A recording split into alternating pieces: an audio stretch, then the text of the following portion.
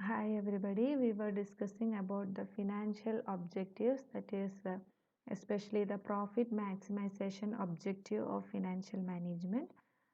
In this video we are going to discuss about the wealth maximization. So according to wealth maximization concept, the ultimate goal of financial management is maximization of owners wealth or the shareholders wealth. So maximization of profit is half an unreal motive.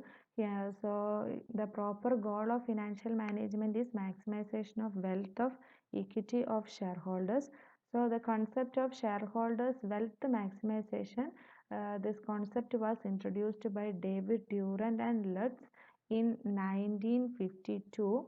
So maximization of wealth means maximization of market price per share in the long run.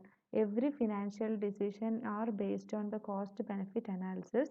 If the benefit is more than the cost, the decision will help to increase the wealth and if the wealth of the shareholders. If the benefit is less than the cost, then the decision will leads to decrease in the wealth. So the main aim of any business organization as per wealth maximization concept is to maximize the wealth of the shareholders or maximize the earnings per share of the shareholders. So this concept was introduced by David Durant and Lutz in 1952. So let us see some of the advantages relating to wealth maximization concept. So some of the advantages relating to wealth maximization is that the net effect of investment and benefit can be measured clearly. Okay, so if a person is investing capital into the business, then the net effect of that investment and the benefits received can be measured clearly. Then it considers time value of money.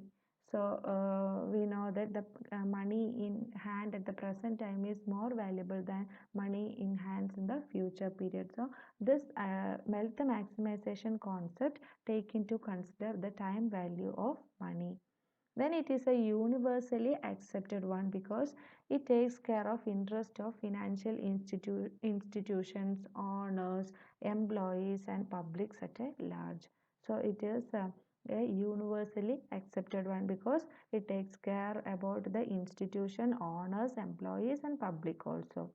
Then it guides the management in framing suitable dividend policies, that is wealth maximization concept is helping the management into frame suitable dividend policy, whether to retain the profit in the business or to distribute the profit in the form of dividend to the shareholders. Then it also considers the risk factor.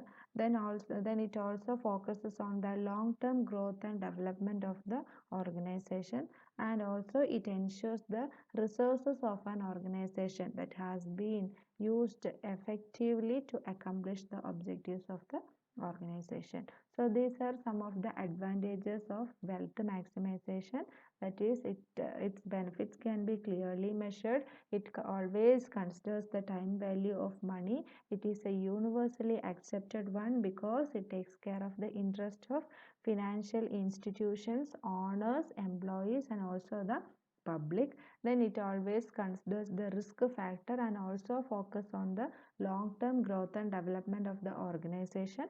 Then it helps in framing the dividend policies in organizations. And let us see what are the criticisms relating to wealth maximization, that is it is not descriptive in nature, that is it of what the firm actually want to do.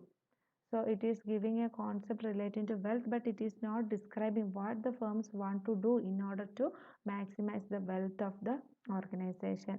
Then this concept, that is the concept of increasing wealth of the shareholders, that is differing from one company to another company. Then because different companies will be having different policies relating to this wealth maximization, so it differs from one company to another company. Then it leads to confusions and misinterpretations of financial policy. That means whether to increase the wealth of the shareholders or any other interested groups such as the debenture holders, preference shareholders, etc. So it leads to a confusion and misinterpretations relating to this aspect. Then it is not a socially desirable one. It is also profit maximization, because in one way or another way we can say that wealth maximization in turn it comes into the profit maximization, and we can say that it is the indirect name of profit maximization. Then it is practiced in large organizations only. Small organizations have limited financial resources, so they prefer to maximize their profit first. Wealth maximization concept is relating to large organization, and profit maximization concept is relating to smaller organizations, because they are having only limited financial resources, so their first preference will be to maximize the profit only. So this is relating to the wealth maximization concept. That is wealth maximization means it is an appropriate decision criteria for financial management decisions, and we can say that it removes the limitations of profit maximization criteria. So the wealth maximization, the main aim of wealth maximization approach is to maximize the wealth of the shareholders by increasing the earnings per share.